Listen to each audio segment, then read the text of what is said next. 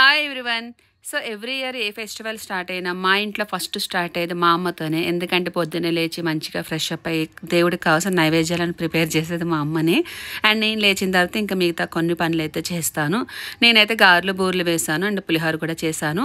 ఈసారి వినాయక చవితి మాకు చాలా స్పెషల్. ఎందుకంటే మా ఇంటికి చిన్న బుజ్జి తెల్ల వచ్చింది మా హిత్విక. ఫుల్ వ్లాగ్ నిన్నే రిలీజ్ చేశాను చూడండి. అయితే వ్లాగ్లో స్పెషల్ ఉంటుంది. ఎవ్రీ ఇయర్ వినాయకుడిని తీసుకొస్తాడు కదా కిషోర్. ఈసారి కూడా వినాయకుడిని తీసుకొచ్చాడు. కానీ ఏంటి స్పెషల్ అనేది ఫుల్ వ్లాగ్ చూసి చెప్పండి. ఎంతవరకు కరెక్ట్ గా గెస్ట్ చేస్తారో ఏంటో చూద్దాము. వినాయక చవితి రోజు వర్షం అయితే మామూలుగా పడలేదు. టూ మచ్ గా దంచేసింది. అయినా కూడా ఎవరు ఎక్కడో తగ్గకుండా దేవుడికి సంబంధించిన అన్ని కొనుక్కున్నారు అంత వర్షంలో కూడా. కిషోర్ అయితే ఫుల్ తడిచిపోయి వచ్చేసాడు అనుకోండి. 2 గంటలు ఈజీగా పట్టింది.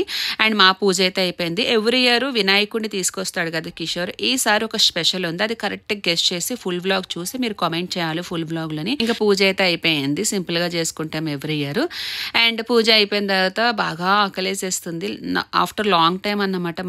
మళ్ళీ ఇన్ని వెరైటీస్ తినడము. ఫుల్గా తినేసాను నేనైతే. ఇంక మా వాళ్ళైతే చిన్న ఫొటోస్ తీసుకున్నారు. కిషోర్, చంటిది, పూర్విక. ఇంకా వాళ్ళ నాన్నతో నవ్వుతుంది కదమ్మా, నాతో కూడా ఒక నవ్వమ్మ ఒక ఫోటో తీసుకుంటానంటే ఇంక అంతే సీరియస్గా చూస్తుందండి. That's for mini blog.